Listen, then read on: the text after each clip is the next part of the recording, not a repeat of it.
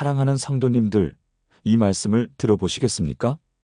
여호와는 나의 목자시니 내게 부족함이 없으리로다. 아, 너무 익숙하신가요? 어릴 적부터 수없이 들었던 말씀, 장례식에서도, 예배 시간에도, 심지어 달력에서도 본 그 말씀. 그런데 여기에 놀라운 역설이 있습니다. 가장 익숙한 것이 가장 낯설고, 가장 많이 들은 것이 가장 깊고, 가장 짧은 시편이 가장 강력합니다. 혹시 이런 경험 없으신가요? 매일 보는 가족의 얼굴은 잘 기억이 안 나는데, 오랜만에 만난 사람의 얼굴은 선명하게 기억나는 경험 말입니다. 시편 23편이 바로 그렇습니다. 너무 익숙해서 오히려 그 깊이를 놓치고 있었던 것입니다. 오늘 제가 여러분과 나누고 싶은 것은 단순한 해석이 아닙니다. 시편 23편의 단 3개 구절 속에 숨겨진 당신의 인생을 완전히 바꿀 엄청난 비밀입니다. 72세 김 권사님의 이야기를 먼저 들려드리겠습니다. 남편을 먼저 보내고 자녀들은 모두 멀리 있고 혼자 남은 빈집에서 매일 우울증과 싸우던 분이었습니다.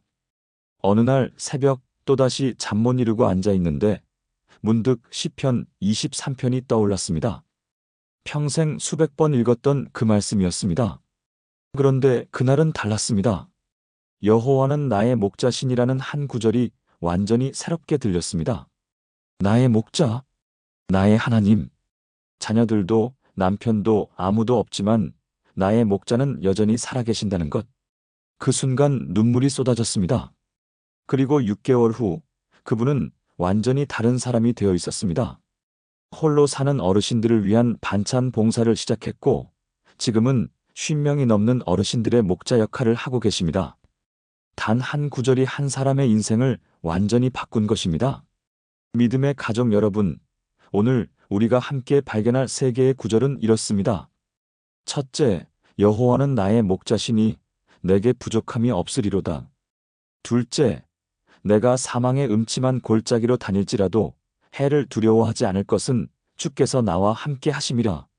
셋째, 내 평생의 선하심과 인자하심이 반드시 나를 따르리니 내가 여호와의 집에 영원히 살리로다. 단 3개입니다. 하지만 이 3개의 구절 속에는 여러분의 과거, 현재, 미래를 완전히 바꿀 7가지 엄청난 비밀이 숨겨져 있습니다. 지금부터 하나하나 열어보겠습니다. 준비되셨습니까? 사랑하는 성도님들, 첫 번째 비밀로 들어가기 전에 잠시 질문 하나 드리겠습니다. 여러분에게는 나만의 무언가가 있으십니까? 나만의 방, 나만의 시간, 나만의 취미. 우리는 살면서 끊임없이 나만의 무언가를 찾습니다. 그런데 정작 가장 중요한 나만의 것을 놓치고 살아갑니다. 바로 나만의 목자 말입니다. 시편 23편 1절을 다시 보겠습니다. 여호와는 나의 목자시니 내게 부족함이 없으리로다. 시편 23편 1절. 여기서 가장 중요한 단어가 무엇일까요? 여호와일까요? 목자일까요? 아닙니다. 바로 나입니다. 히브리어 원문을 보면 이 나이라는 소유격이 엄청나게 강조되어 있습니다. 다윗은 하나님은 목자시다라고 말하지 않았습니다.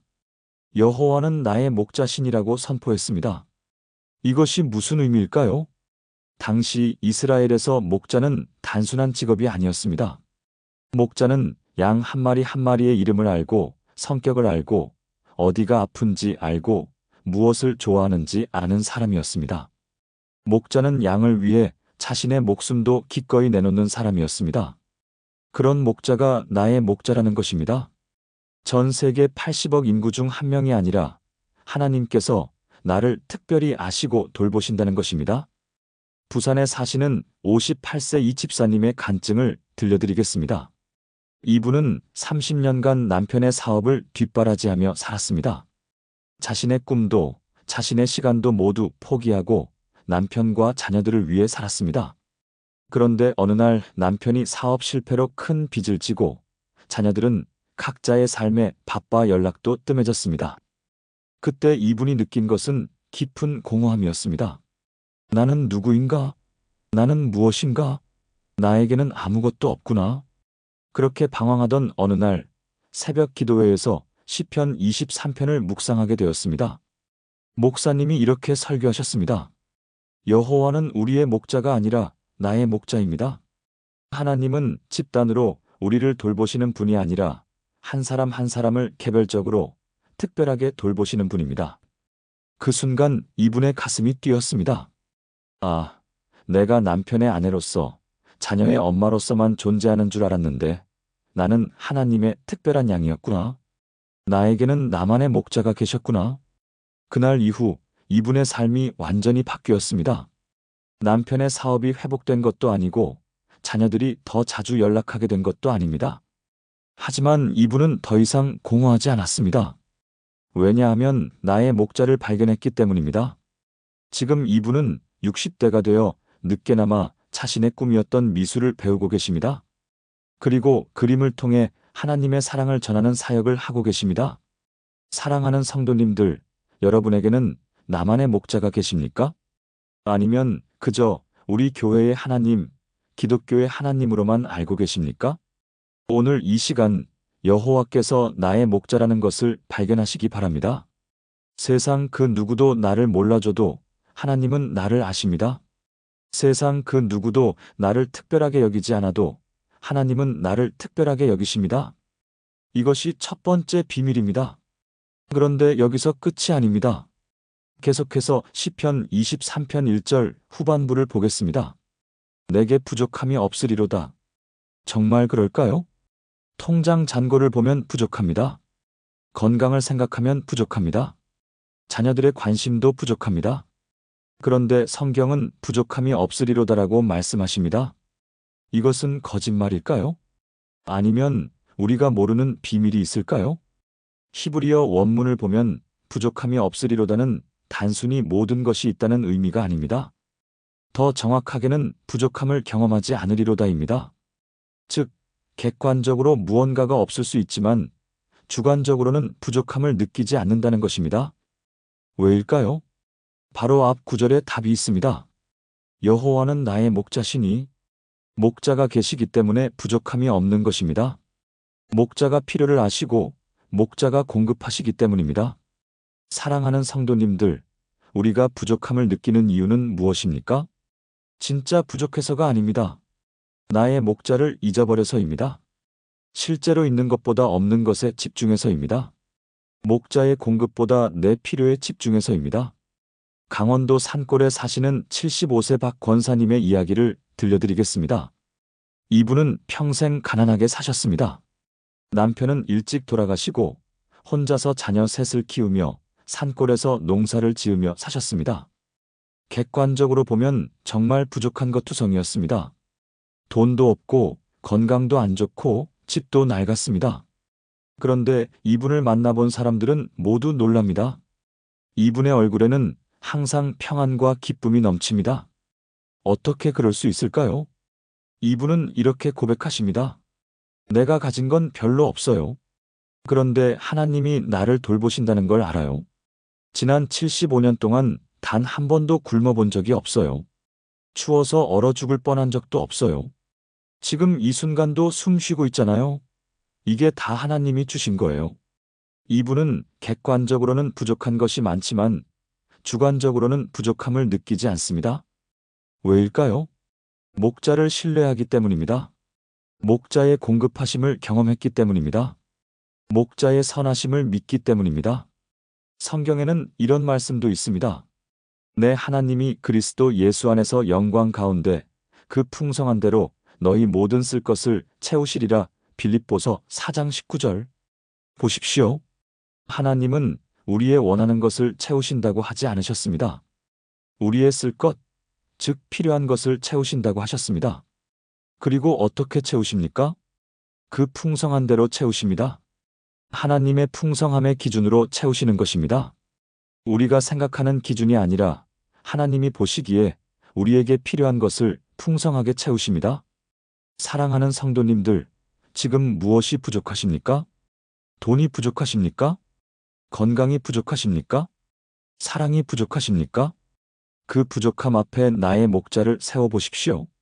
목자가 계시면 부족함이 없습니다. 목자가 필요를 아시고 때를 아시고 방법을 아시고 채우십니다. 이것이 두 번째 비밀입니다. 그런데 더 놀라운 비밀이 남아 있습니다. 이제 시편 23편의 가장 유명한 구절로 넘어가겠습니다. 시편 23편 4절 전반부입니다. 내가 사망의 음침한 골짜기로 다닐지라도 해를 두려워하지 않을 것은. 사랑하는 성도님들, 여기서 다윗은 무슨 말을 하고 있습니까? 사망의 골짜기에 가지 않을 것이다라고 말하지 않았습니다. 사망의 골짜기를 피해서 살 것이다라고 말하지 않았습니다. 사망의 음침한 골짜기로 다닐지라도라고 말했습니다. 이것은 무슨 의미입니까? 인생에는 반드시 사망의 골짜기가 있다는 것입니다. 피할 수 없다는 것입니다. 누구나 다 거쳐야 한다는 것입니다. 그런데 놀라운 것은 그 다음입니다. 해를 두려워하지 않을 것은. 왜 두려워하지 않습니까? 용감해서입니까? 강해서입니까? 아닙니다. 뒤에 이유가 나옵니다. 주께서 나와 함께 하심이라. 바로 이것입니다. 사망의 골짜기가 무섭지 않은 이유는 내가 혼자가 아니기 때문입니다. 목자가 함께 계시기 때문입니다. 서울에 사시는 64세 최 집사님의 간증을 들려드리겠습니다. 이분은 3년 전 남편을 암으로 잃었습니다. 병원에서 시한부 진단을 받고 1년 동안 투병하다가 결국 하나님 곁으로 가셨습니다. 그 1년은 말 그대로 사망의 음침한 골짜기였습니다. 매일 병원과 집을 오가며 남편의 고통을 지켜보며 죽음을 준비하는 시간이었습니다. 그런데 이분은 이렇게 고백합니다. 그 1년이 내 인생에서 가장 힘들었지만 동시에 가장 하나님을 가까이 경험한 시간이었어요. 남편이 아파서 밤새 울 때 나도 함께 울었어요. 그런데 이상하게 평안이 있었어요. 그냥 하나님이 거기 계시는 걸 느꼈어요. 말로 설명할 수는 없지만 확실히 느꼈어요. 이분은 사망의 골짜기를 피하지 못했습니다. 골짜기는 여전히 어둡고 무서웠습니다. 하지만 두렵지 않았습니다. 왜냐하면 주께서 함께 하셨기 때문입니다. 사랑하는 성도님들, 우리는 착각합니다. 신앙이 좋으면 사망의 골짜기를 피할 수 있을 거라고 생각합니다. 기도를 열심히 하면 고난이 오지 않을 거라고 생각합니다. 아닙니다. 성경은 분명히 말씀하십니다.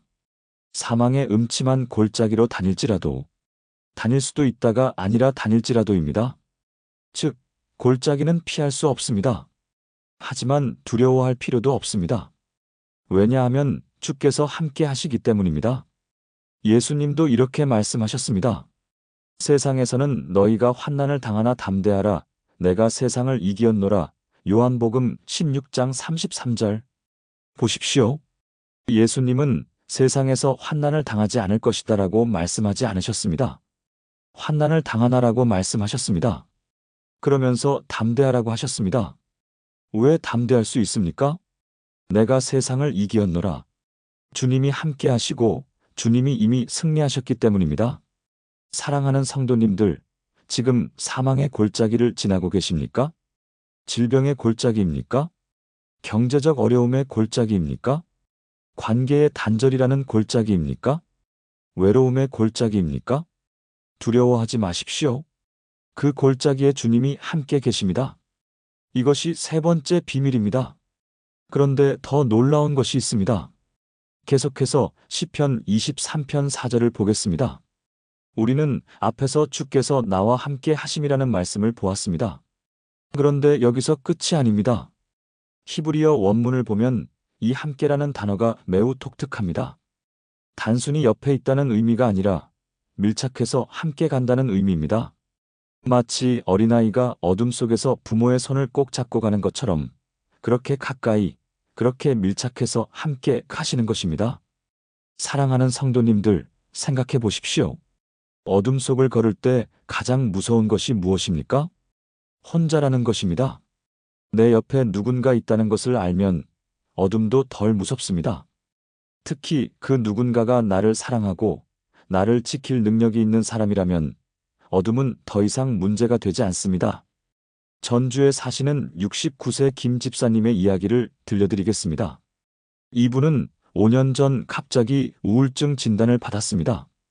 평생 밝고 건강하게 살았는데 어느 날부터 이유 없이 우울해지고 불안해졌습니다. 특히 밤이 되면 공포가 엄습했습니다. 아무 이유 없이 두려웠고 불안했고 심장이 두근거렸습니다. 병원에서는 약을 처방해줬지만 근본적인 해결은 되지 않았습니다. 그렇게 2년을 힘들게 보내다가 어느 날 새벽 기도 중에 시편 23편 4절이 마음에 와닿았습니다. 주께서 나와 함께 하심이라. 그때 이분은 깨달았습니다. 아, 내가 혼자가 아니구나. 이 어둠 속에, 이 두려움 속에 하나님이 나와 함께 계시는구나. 그날부터 이분은 두려움이 올 때마다 이렇게 기도했습니다. 주님, 지금 제가 두렵습니다. 하지만 주님이 저와 함께 계신다는 것을 믿습니다. 제 손을 잡아주세요. 놀랍게도 그렇게 기도하면 마음이 평안해졌습니다. 두려움이 완전히 사라진 것은 아니지만 감당할 수 있는 수준이 되었습니다.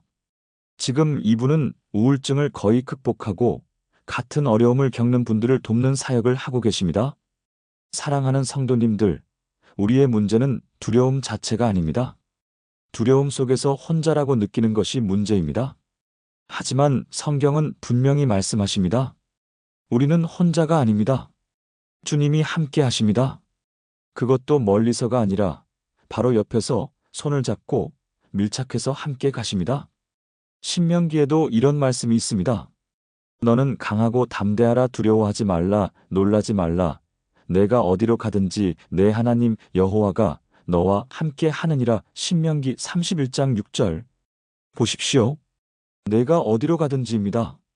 사망의 골짜기든 질병의 골짜기든 외로움의 골짜기든 어디로 가든지 하나님이 함께 하십니다. 이것이 네 번째 비밀입니다. 그런데 더욱 놀라운 것이 있습니다. 시편 23편 4절 후반부를 보겠습니다. 주의 지팡이와 막대기가 나를 안위하시나이다. 여기서 지팡이와 막대기는 무엇을 의미할까요?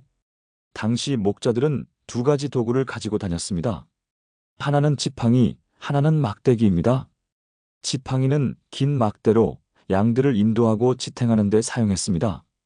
막대기는 짧고 끝이 구부러진 것으로 양들을 보호하고 구출하는 데 사용했습니다. 즉, 지팡이는 인도를 위한 것이고 막대기는 보호를 위한 것입니다. 그런데 여기서 놀라운 것은 이 두 가지가 아니한다는 것입니다. 히브리어로 아니는 나함인데 이것은 단순히 위로를 넘어서 깊은 평안과 안정감을 의미합니다. 왜 목자의 지팡이와 막대기가 양에게 안위가 됩니까? 양은 지팡이를 보면서 아, 목자가 나를 인도하시는구나 하고 안심합니다. 양은 막대기를 보면서 아, 목자가 나를 보호하시는구나 하고 평안해합니다. 즉, 목자의 도구를 보는 것만으로도 양은 위로받는 것입니다. 사랑하는 성도님들, 우리에게도 이런 경험이 있지 않습니까? 아버지의 지갑을 보면 안심되고 어머니의 손맛을 생각하면 평안해지고 부모님의 목소리를 들으면 위로받는 경험 말입니다. 하나님도 그렇습니다. 하나님의 지팡이와 막대기, 즉 하나님의 인도하심과 보호하심을 생각하는 것만으로도 우리는 위로받습니다. 대구에 사시는 71세 정권사님의 간증을 들려드리겠습니다. 이분은 몇 년 전 자녀들과 크게 다투고 관계가 단절되었습니다. 자세한 사정은 복잡했지만 결국 자녀들은 더 이상 연락하지 않았고 명절에도 오지 않았습니다. 이분의 마음은 완전히 무너졌습니다. 내가 평생 키운 자녀들이 나를 버렸구나. 나는 이제 누구에게도 필요 없는 사람이구나. 그런 생각에 잠을 이룰 수 없었습니다. 그러던 어느 날 새벽에 시편 23편을 읽다가 주의 지팡이와 막대기가 나를 안위하시나이다는 구절에 눈이 멈췄습니다. 그리고 이렇게 기도했습니다. 하나님, 제 자녀들은 저를 버렸지만 주님은 저를 버리지 않으셨죠? 주님의 지팡이로 저를 인도해 주시고 주님의 막대기로 저를 보호해 주세요. 그날 이후 이분의 마음에 신기한 평안이 찾아왔습니다. 자녀들과의 관계가 회복된 것은 아니었습니다. 여전히 연락이 없었고 여전히 외로웠습니다. 하지만 무너지지 않았습니다.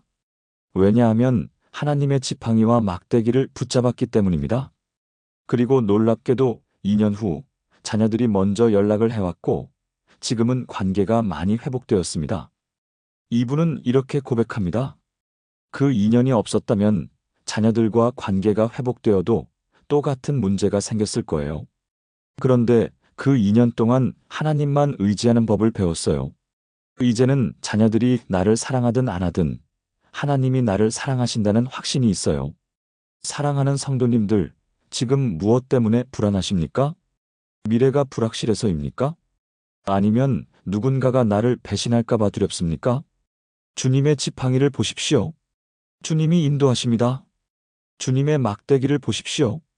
주님이 보호하십니다. 그것만으로도 충분한 위로가 됩니다. 이것이 5번째 비밀입니다. 이제 시편 23편의 마지막 구절, 6절로 넘어가겠습니다. 내 평생의 선하심과 인자하심이 반드시 나를 따르리니. 사랑하는 성도님들, 여기서 주목해야 할 단어가 있습니다. 바로 따르리니입니다. 히브리어 원문을 보면 이 단어가 매우 강렬합니다.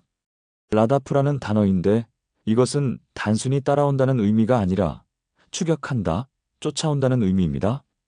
즉, 하나님의 선하심과 인자하심이 우리를 쫓아온다는 것입니다. 우리가 하나님을 쫓아가는 것이 아니라 하나님의 선하심이 우리를 쫓아온다는 것입니다. 이것은 얼마나 놀라운 말씀입니까? 우리가 넘어져도, 우리가 실패해도, 우리가 돌아서도 하나님의 선하심과 인자하심은 포기하지 않고 우리를 쫓아온다는 것입니다. 그리고 여기에 반드시라는 단어가 붙습니다. 히브리어로 아크인데 이것은 오직, 확실히, 틀림없이라는 의미입니다. 즉, 하나님의 선하심과 인자하심이 우리를 따르는 것은 확실하고 틀림없다는 것입니다. 인천에 사시는 67세 박 집사님의 이야기를 들려드리겠습니다. 이분은 젊은 시절 큰 실수를 했습니다. 사업을 하다가 잘못된 판단으로 친구에게 큰 피해를 입혔고, 그로 인해 친구와의 관계도 끊어졌습니다. 그 일은 이분의 인생에 큰 상처로 남았습니다. 특히 나이가 들수록 그 일이 자꾸 떠올랐습니다. 내가 그때 왜 그랬을까? 내가 얼마나 이기적이었던가? 나는 정말 나쁜 사람이야. 그런 자책감에 힘들어하던 어느 날 목사님이 시편 23편 6절로 설교를 하셨습니다. 하나님의 선하심과 인자하심이 여러분을 쫓아옵니다. 여러분이 과거에 무슨 잘못을 했든 하나님의 선하심은 포기하지 않고 여러분을 쫓아옵니다. 그 말씀을 들었을 때 이분의 눈에서 눈물이 쏟아졌습니다. 아, 하나님은 나를 포기하지 않으셨구나. 내가 실패해도, 내가 잘못해도 하나님의 선하심은 여전히 나를 쫓아오는구나. 그날 이후 이분은 과거를 용서하고 놓아버릴 수 있었습니다. 그리고 지금은 자신의 실패 경험을 통해 다른 사람들을 위로하는 사역을 하고 계십니다. 사랑하는 성도님들, 우리는 자주 생각합니다. 내가 하나님을 열심히 쫓아가야 해. 내가 더 기도하고, 더 헌신하고, 더 순종해야 해. 물론 그것도 중요합니다. 하지만 더 중요한 것이 있습니다. 하나님의 선하심과 인자하심이 이미 우리를 쫓아오고 있다는 것입니다. 우리가 하나님을 붙잡기 전에 하나님이 먼저 우리를 붙잡으셨습니다. 우리가 하나님을 사랑하기 전에 하나님이 먼저 우리를 사랑하셨습니다. 요한일서에도 이런 말씀이 있습니다. 사랑은 여기 있으니 우리가 하나님을 사랑한 것이 아니요 하나님이 우리를 사랑하사 우리 죄를 속하기 위하여 화목 제물로 그 아들을 보내셨음이라. 요한일서 4장 10절. 보십시오. 우리가 먼저 사랑한 것이 아닙니다. 하나님이 먼저 사랑하셨습니다. 그리고 그 사랑은 지금도 우리를 쫓아오고 있습니다. 이것이 6번째 비밀입니다. 이제 마지막 비밀입니다. 시편 23편의 마지막 구절입니다. 내가 여호와의 집에 영원히 살리로다. 사랑하는 성도님들, 다윗은 왜 이렇게 선포할 수 있었을까요? 앞에서 우리가 본 모든 것 때문입니다. 여호와가 나의 목자이시고 부족함이 없고 사망의 골짜기에서도 함께 하시고 지팡이와 막대기로 위로하시고 선하심과 인자하심이 따르기 때문입니다. 이 모든 것을 경험한 다윗은 이제 확신합니다. 내가 영원히 여호와의 집에 살 것이다. 여기서 여호와의 집은 단순히 성전을 의미하는 것이 아닙니다. 하나님의 임재, 하나님과의 관계, 하나님의 보호 아래 있음을 의미합니다. 그리고 영원히는 단순히 시간적으로 오래 산다는 의미가 아니라 영원한 안식과 평안을 의미합니다. 즉, 다윗은 이렇게 선포하는 것입니다. 나는 이제 확신한다. 내가 어디에 있든 무슨 일을 겪든 나는 하나님과 함께 있고 하나님의 보호 아래 있고 결국 하나님의 영원한 집에 들어갈 것이다. 부산에 사시는 78세 이권사님의 마지막 간증을 들려드리겠습니다. 이분은 지금 말기 암 투병 중이십니다. 의사는 몇 개월 남지 않았다고 했습니다. 하지만 이분의 얼굴에는 평안이 있습니다. 병실을 방문한 목사님이 물었습니다. 권사님, 두렵지 않으세요? 이분은 이렇게 대답하셨습니다. 물론 죽음이 두렵지 않다고 하면 거짓말이에요. 이 땅에서의 이별이 슬프지 않다고 하면 거짓말이고요. 하지만 저는 확신이 있어요. 제가 가는 곳이 어디인지 알아요. 여호와의 집이에요. 영원한 집이에요. 제 목자가 계신 곳이에요. 그리고 이분은 시편 23편을 천천히 낭송하셨습니다. 여호와는 나의 목자시니 내게 부족함이 없으리로다. 그 낭송을 들으며 병실에 있던 모든 사람들이 눈물을 흘렸습니다. 죽음 앞에서도 담대하고 고통 속에서도 평안한 그 모습이 너무나 아름다웠기 때문입니다. 사랑하는 성도님들, 우리는 모두 언젠가 이 땅을 떠나야 합니다. 그것이 내일일지, 10년 후일지, 30년 후일지 모릅니다. 하지만 한 가지는 확실합니다. 여호와가 나의 목자이시고 그분이 함께 하시고 그분의 선하심과 인자하심이 나를 따르는 한 나는 영원히 여호와의 집에 살 것입니다. 이것이 7번째이자 마지막 비밀입니다. 예수님도 이렇게 말씀하셨습니다. 내 아버지 집에 거할 곳이 많도다. 그렇지 않으면 너희에게 일렀으리라. 내가 너희를 위하여 거처를 예비하러 가노니. 요한복음 14장 2절. 보십시오. 예수님은 우리를 위해 거처를 예비하러 가셨습니다. 그 거처가 바로 여호와의 집입니다. 우리의 영원한 집입니다. 우리의 최종 목적지입니다. 지금 이 순간에도 예수님은 그곳에서 우리를 기다리고 계십니다. 그리고 언젠가 우리가 이 땅의 여정을 마칠 때 우리는 그 영원한 집에 들어갈 것입니다. 이것이 우리의 소망입니다. 이것이 우리의 확신입니다. 사랑하는 성도님들, 지금까지 우리는 시편 23편의 단 3개 구절 속에 숨겨진 7가지 엄청난 비밀을 함께 살펴보았습니다. 다시 한번 정리해드리겠습니다. 첫째, 나만의 목자를 발견하는 비밀. 여호와는 우리의 목자가 아니라 나의 목자이십니다. 둘째, 부족함이 사라지는 비밀. 목자가 계시면 우리는 부족함을 경험하지 않습니다. 셋째, 사망의 골짜기에서도 담대한 비밀. 골짜기는 피할 수 없지만 주님이 함께 하시니 두려워할 필요가 없습니다.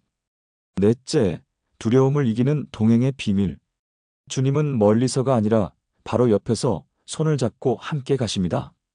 다섯째, 주의 지팡이와 막대기의 위로 비밀. 주님의 인도하심과 보호하심을 생각하는 것만으로도 우리는 위로받습니다.